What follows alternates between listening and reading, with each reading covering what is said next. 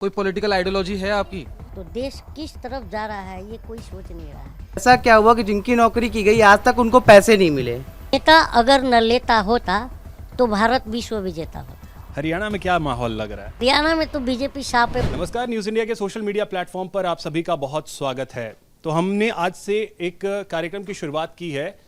Guest को हमने news room में बुलाया है और हमारे साथ जो एक गेस्ट इस वक्त मौजूद हैं वो किसी परिचय के मोहताज नहीं हैं।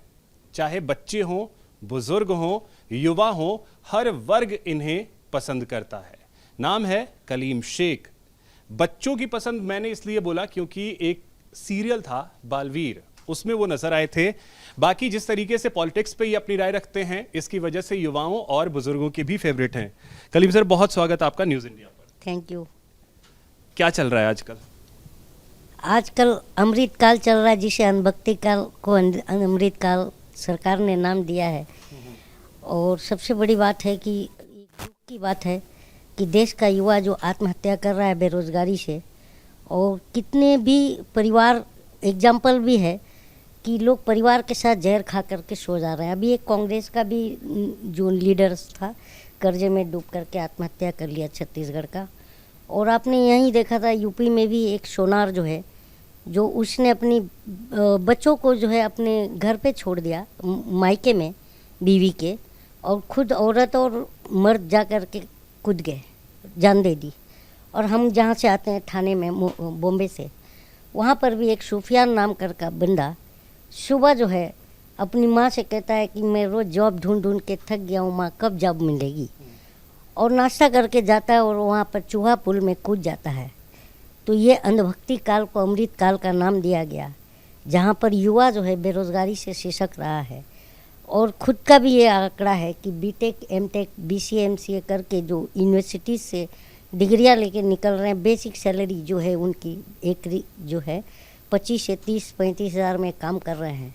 तो और आईआईटी का भी आंकड़ा आया है जिसमें 18% का पहला आंकड़ा था और 25% अब आत्मनिर्भर बन जाते हैं डिग्री लेके। तो बहुत ही हास्यास्पद बात है और दुख की भी बात है। ये तो बात हो गई देश की। कलीम शेख आजकल क्या कर रहे हैं?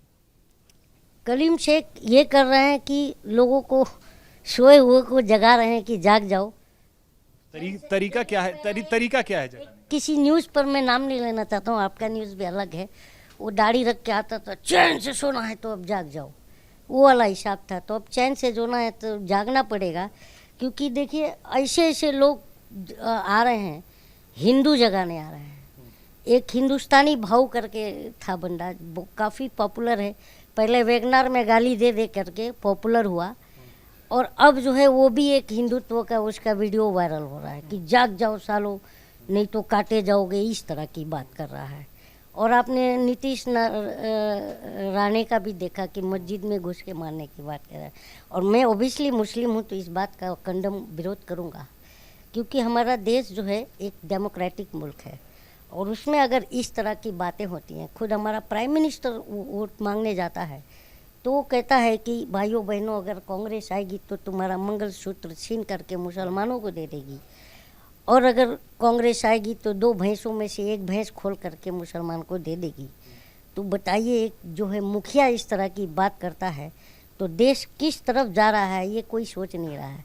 युवा जो है अपने बेरोजगार जो युवा है पढ़ा लिखा, वो आज ये तक नहीं सोच पा रहा है कि मैं करूँ क्या, सिर्फ व्हाट्सएप ट्विटर पर अपना टाइम पास कर रहा है। तो वही देश को जगाने के लिए कलीम शेख क्या कर रहे हैं आजकल? मतलब क्या पॉलिटिक्स में जाने की तैयारी तो नहीं चल रही है? देखिए सर, पॉलिटिक्स में जाने की तैयारी तो सबकी है। कंगना रनौत को देखिए, बार बार चिल्लाती थी देश 2014 में आज़ाद हुआ, तो बीजेपी और मोदी साहब ने उनको बहुत ज़्यादा सीरियस ले लिया और चुनाव लड़ा दिया। और जीतने के बाद आप देख रहे हैं कि बोल रही है कि किसान आंदोलन में बलात्कार हो रहे थे और किसानों जो है लाशें टांगी जा रही थी, इस तरह की बात कर रही है अगर कंगना रनौत, तो बताइए कि इस जो अमर्यादित भाषा इस्तेमाल करते हैं बीजेपी के अंदर, उसे ज़्यादा प्रमोट किया जा रहा है। तो ये दुख की बात है, क्योंकि राजनीति इस तरफ नहीं जानी चाहिए। और सबसे बड़ी बात है कि देखिए, जो भी बीजेपी के ही लोग हैं, इनके बयान आते हैं, एक बिहार का भी जो है जिक्र कर लेंगे आप, तो एक सांसद जेडीयू का जीत के आया और बोलता है मैं मुसलमान का काम नहीं करूँगा क्योंकि तुमने वोट ही नहीं दिया। ये ऑन रिकॉर्ड है। तो इस तरह की अगर बातें हो रही हैं तो कलीम शेख के जैसा करोड़ों हिंदू मुसलमान जितने भी लोग पीस चाहते एक हैं, समय जब कलीम वो शेख आज जो है बालवीर जैसे सीरियल में काम कर रहे थे, बच्चे इतना ज्यादा पसंद करने लगे थे, तो उस फील्ड को छोड़ने का मतलब क्या? फील्ड कहाँ छोड़ा है। अभी फिर हमने एक उस समय के कुछ डायलॉग याद है? आज सीरियल हम एक लेके आ रहे हैं, भाभी जी के नखरे, उस पर काम भी चल रहा है। तो सीरियल तो आ ही रहा है। देखिए एक सिंपल सी बात है, प्रोफेशन अलग हो गया और देश अलग हो गया, उसको एक साथ मिक्स नहीं किया जा सकता। और सबसे बड़ी बात है कि हंसी इस बात की आ रही है कि पढ़ा लिखा युवा जो है एक अनपढ़ आदमी से नौकरी मांग रहा है, तो हंसी आती है। चलिए, हमारे न्यूज रूम में देखिए कई लोग हैं जो सवाल भी पूछना चाहते हैं। सवाल आप लोगों करण, अब आपका जैसे ये पॉलिटिकल आता रहता है तो लोग तो ये कहेंगे शायद आप कांग्रेस को ज़्यादा सपोर्ट करते होंगे, आम आदमी पार्टी को सपोर्ट करते होंगे। यहाँ ये आपका ये देश को लेकर ही है कि नहीं, जो देश में हो रहा है वो गलत हो रहा है? कोई पॉलिटिकल आइडियोलॉजी है आपकी? मेरा जो है पॉलिटिकल आइडियोलॉजी जो है, मैं तो किसी पॉलिटिकल पार्टी से बिलोंग नहीं करता फर्स्ट। और मैं एक ही बात मानता हूँ कि नेता अगर न लेता होता तो भारत विश्व विजेता होता। तो मैं ये मानता हूँ आज नेताओं ने देश का बेड़ा, इसको एक बार फिर से रिपीट कीजिएगा। नेता अगर न लेता होता तो भारत विश्व विजेता होता। 40 पे बनती है। तो मैं ये बात मानता हूँ। आज देखिए मैं जहाँ भी देखता हूँ तो नेता ही लेता है, चाहे वो अधिकारी से भी लेता है। तो ये चीज़ें हैं। तो सबसे पहली बात कि इस फील्ड को जो है ना फिल्टर करना होगा, पढ़े लिखे लोगों को आना होगा आगे। नहीं तो क्या होता है, जैसे अन्ना हजारे आंदोलन, पढ़े लिखे लोग आते हैं तो उनको वोट ही नहीं मिलता है। अरे पढ़े लिखे का नाम ले लो तो जो बीजेपी वाले हैं उन्हें जलन होने लगती है। करण सेंगवान उसी वजह से तो उसकी नौकरी भी गई। अनअकैडमी का आपने जिक्र सुना था। नहीं, मैं ये पूछ रहा हूँ, देखिए मैं किसी कंपनी पे नहीं जाऊंगा। मैं एक चीज ये चीज है कि देखिए जैसे बिहार में आप काम कर रहे हैं, बिहार में बहुत सारा काम आप कर रहे हैं। वहां एक पार्टी आई थी 2020 में, प्लूरल्स पार्टी। उस पार्टी ने ऐसे इतने अच्छे अच्छे कैंडिडेट दिए थे जिसको देख के लगा था कि शायद सियासत बदलेगी। एक भी कैंडिडेट नहीं जीत पाया। जो तवायफों के कोठे बंद कराने जाते हैं ना, सिक्के की खनक सुन के वही नाचने लगते हैं।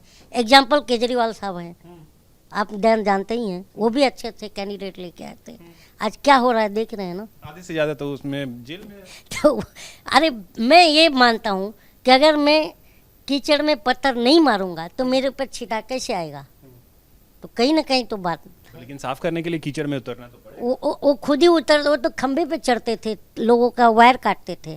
तो इस कीचड़ को साफ करने के लिए क्या कलीम शेख उतरेंगे कीचड़ में? कलीम शेख अगर कीचड़ में उतरेंगे, कलीम शेख को कौन वोट देगा? सवाल तो ये है।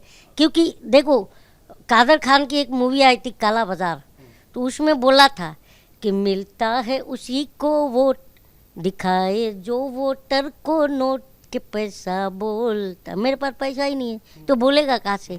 ये चीज़ है। तो फिर ये बदलेगा कैसे? जैसे आपने कहा कि देश को जगाने की जरूरत है, कुछ लोग हिंदू को जगा रहे हैं, कुछ लोग मुस्लिम को जगा रहे हैं। मुस्लिम को जगाने के लिए भी हैदराबाद से एक हैं वो आते हैं। तो ना हिंदू सोया है ना मुस्लिम सोया है, ठीक है एक्चुअली, और खतरे में बताया जा रहा है। हम तो ये नहीं समझ रहे हैं, 2014 से अब तक खाली यही सुनते आ रहे हैं हिंदू खतरे में है, अब कोई कह रहा है मुसलमान खतरे में है। और तो जब मान लीजिए 2014 से अब तक 11 साल में अगर हिंदू खतरे में है तो हमने प्राइम मिनिस्टर चुना था कि खतरों का खिलाड़ी। सबसे बड़ा बात तो ये है। तो ये चीज़ें हैं सर। नहीं, तो मैं वही आपसे समझना चाह रहा हूँ कि अब देखिए हैदराबाद से भी एक जगाने के लिए आते हैं। अरे यार मैं बात तो कह रहा हूँ वही तो, कि एक हिंदू को जगा रहा है, एक मुस्लिम को जगा रहा है, लेकिन सोया कौन है हम जनता को अभी तक पता नहीं है। तो उनके रास्ते कैसे डिफर किए जाएंगे ताकि जो वाकई में देश को आगे ले जाना है। हाँ। देश को इतना गरीब बना दिया इन नेताओं ने कि जो देश की 60% जो आबादी है, जो वोटर है कोर, बाकी तो जो 35-40% वोट देने नहीं जाते वो हॉलीडे समझते हैं। अरे जान आज हॉलीडे है डार्लिंग, लॉन्ग ड्राइव पे चलेंगे, चलो पानी पूरी खाते हैं, ये उनका ये चलता है। और जो 55-60% जो गरीब हैं, जो रोज़मर्रा की ज़िंदगी में सुबह का खाना बना तो शाम का भगवान भरोसे है, वो वोट देने जाते हैं। आधार कार्ड लेकर, अपना वोटर आईडी लेकर लाइन में खड़े रहते, इतनी धूप में सर से पांव तक पसीने में डूब जाते हैं, लेकिन उनको मिलता है क्या? 5 किलो अनाज, है ना, और उसको बहुत बड़ी उपलब्धि बताई जाती है। लेकिन एक सिंपल सी बात है कि एक न्याय योजना करके आई थी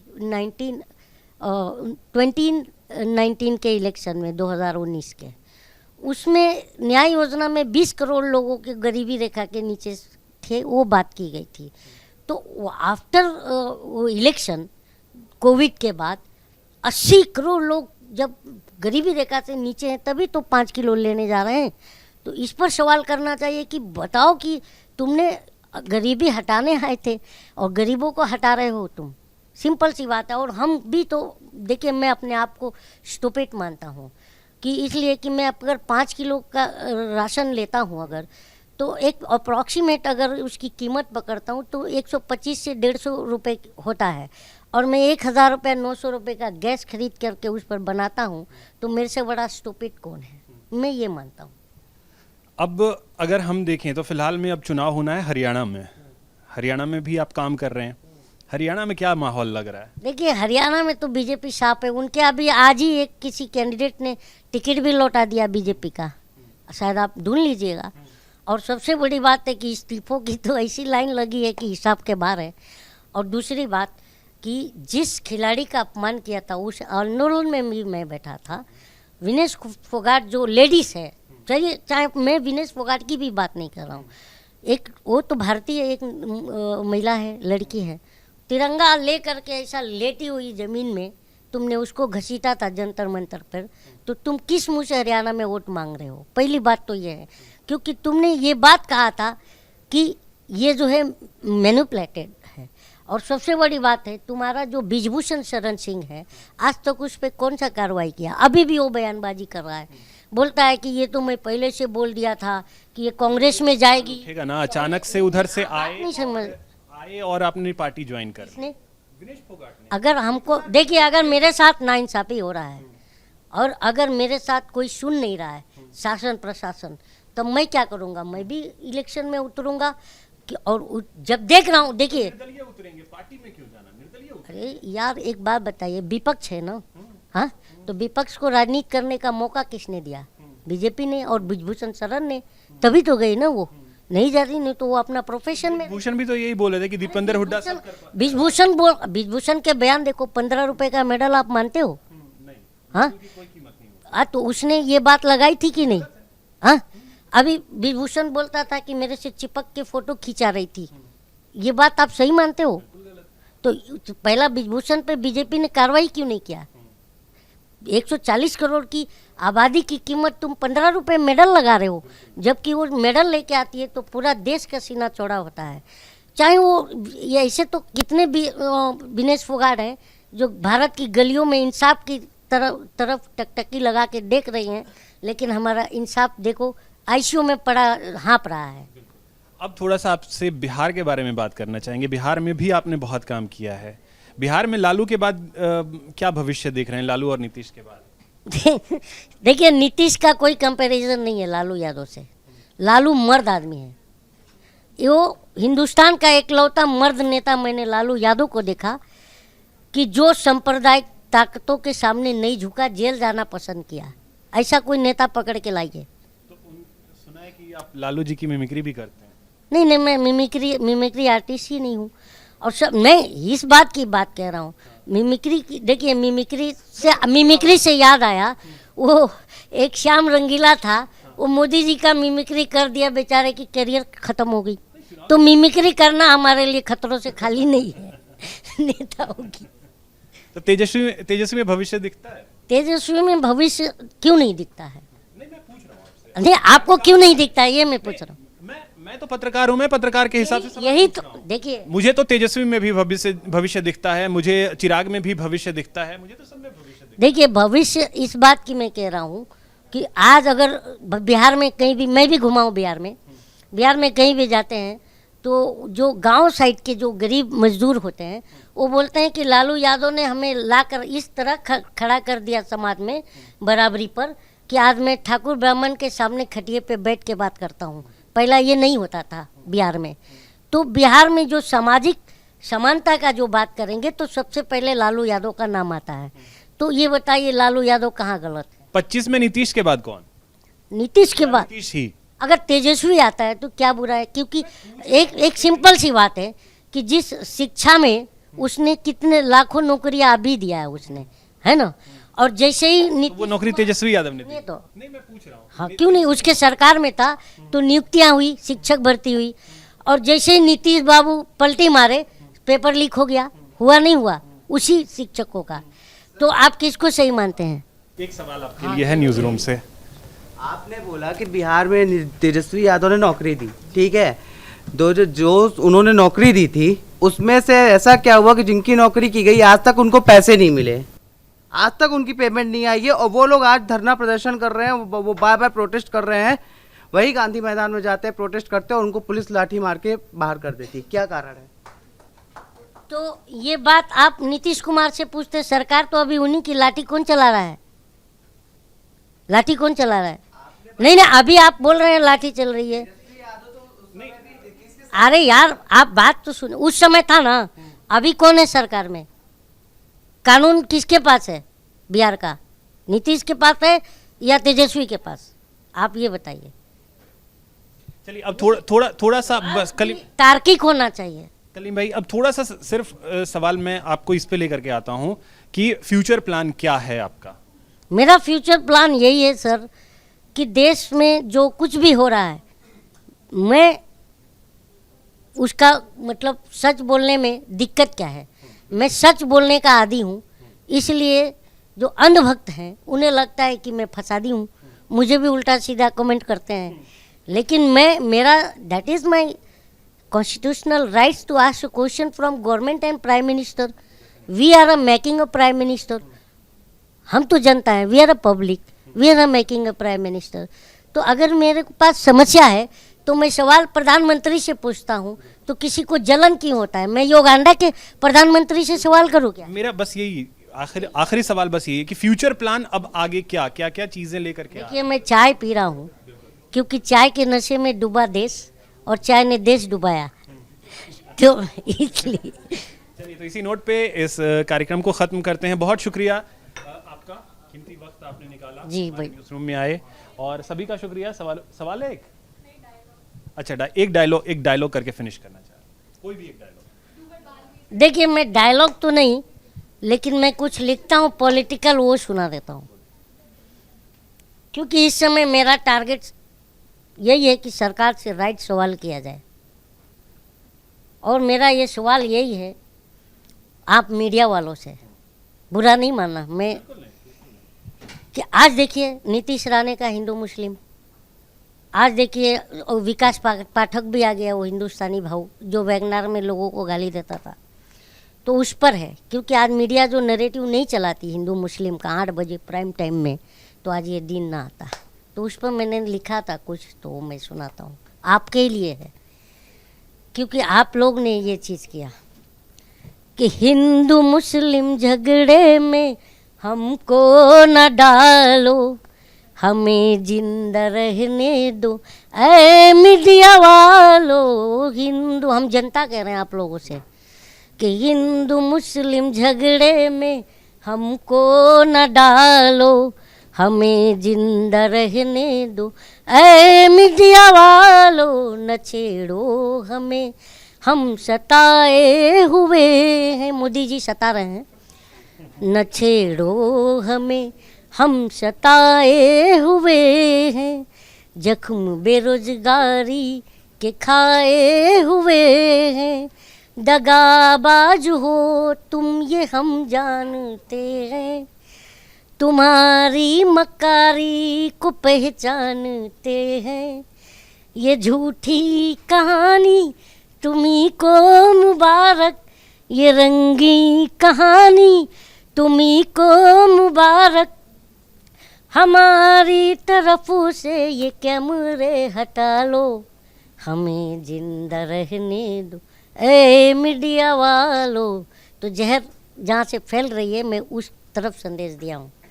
इसमें एक बात ये भी है कलीम भाई कि एक जो ये बात होती है ना कि मीडिया मीडिया मीडिया, जरा सा इसमें ये भी समझने की होती है मीडिया के प्रति बायस्ड जो लोग होते हैं ना, उसको बिल्कुल उसका एक इसका reason है। इसका नहीं, एक चीज बस सोशल मीडिया नहीं था तो ये नेशनल मीडिया क्या करती थी, वायरल सच दिखाती थी। तो उसमें आके बताती थी कि ये अफवाह है और ये सच है, उस पर ऐसा मुहर मारती थी।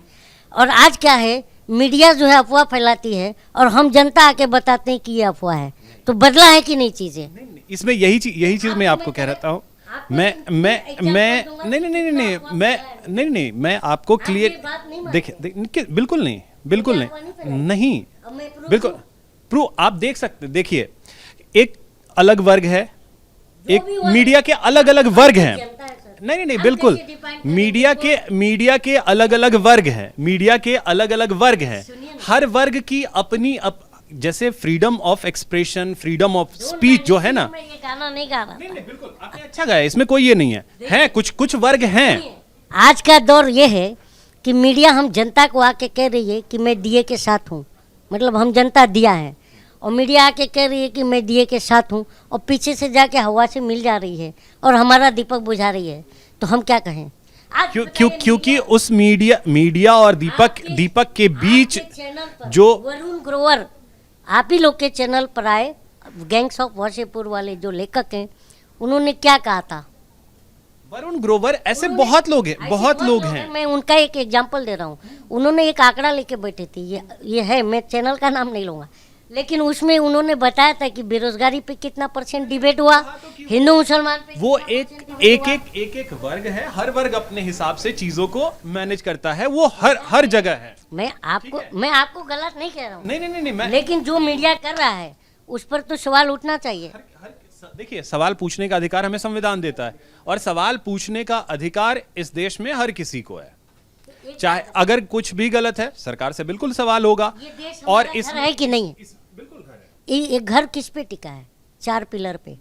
चौथा पिलर क्या है? मीडिया।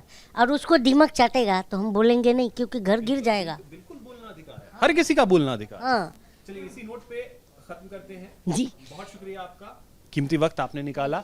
तो फिलहाल इस कार्यक्रम में इतना ही। नमस्कार।